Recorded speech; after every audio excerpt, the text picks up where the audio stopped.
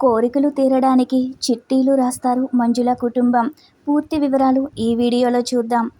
నిండు మనసులు serial August 18వ ఎపిసోడ్లో ఏం జరిగిందంటే, ఐశ్వర్య రంజిత్కి కాఫీ ఇచ్చి మా ఇంట్లో నేను ఎవరిని ప్రేమిస్తున్నానా అని అడుగుతున్నారు. మీ గురించే చెప్పాలనుంది. మీరు ఓకే అంటే చెప్పేస్తాను అంటుంది. ఇక రంజిత్ ఐశ్వర్య మీద కోపంతో అరిచి, మీ వాళ్ళు మంచి సంబంధం తెస్తారు, పెళ్లి చేసుకో అంటాడు. నా జీవితంలో మిమ్మల్ని తప్ప ఎవ్వరిని ఊహించుకోను. మీరు ఓకే చెప్పే వరకు వెయిట్ చేస్తాను, అర్థం చేసుకోండి అని అంటుంది.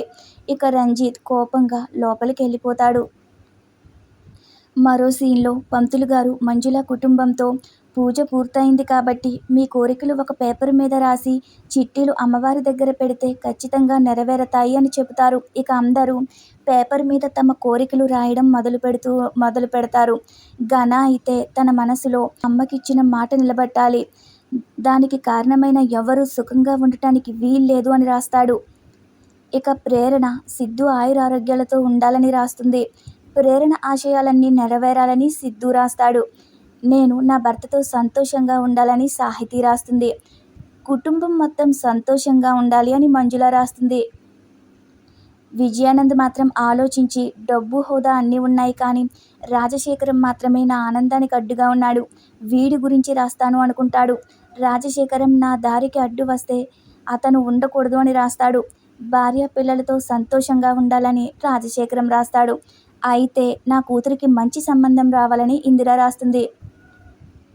కోరికలు రాసిన తర్వాత అందరూ వాటిని అమ్మవారి ముందు పెడతారు. ఇక పంతులు గారు ఆ తర్వాత చీటీలు చదవాలంటారు. ఇక ఆ మాటతో ఘన విజయానంద్ ఇద్దరూ షాక్ అవుతారు. నా చీటీ చదివితే నా పని అయిపోయినట్టే అని ఇద్దరూ అనుకుంటారు. సరదాగా చదువుదాం, బాగుంటుంది కదా అని మంజుల చీటీలు తీసుకుంటుంది. ఘన మనసులో ఏదో ఒకటి చేసి చీటీలు చదవకుండా చేయాలి అనుకుంటాడు. అయితే మంజుల ప్రేరణ చిట్టీయే ముందు చదువుతుంది.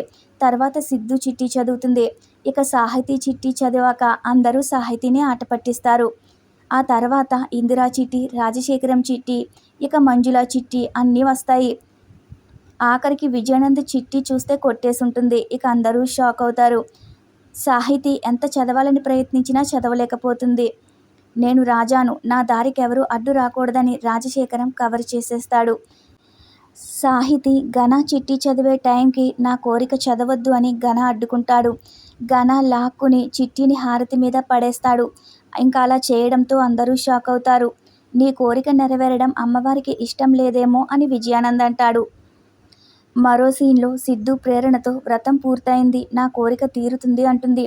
నువ్వెప్పుడూ సంతోషంగా ఉండాలి ప్రేరణ అని సిద్ధు అంటాడు. నీ కోసం గిఫ్ట్ తీసుకొచ్చానని సిద్ధు చీర ఇస్తాడు. ప్రేరణ చీర చూసి డిజైన్ ఇలా ఉంది అలా ఉందని జోకులు వేసి ఆ తర్వాత చాలా బాగుందని తీసుకుంటుంది. నా భర్త నా కోసం వరలక్ష్మి వ్రతం రోజు తెచ్చిన చీర నాకు జీవితాంతం గుర్తుండిపోతుందని మురిసిపోతూ ఉంటుంది. ఈ రోజుతో ఈ ఎపిసోడ్ పూర్తవుతుంది. రేపటి ఎపిసోడ్లో మళ్ళీ కలుద్దాం. Thanks for watching our video.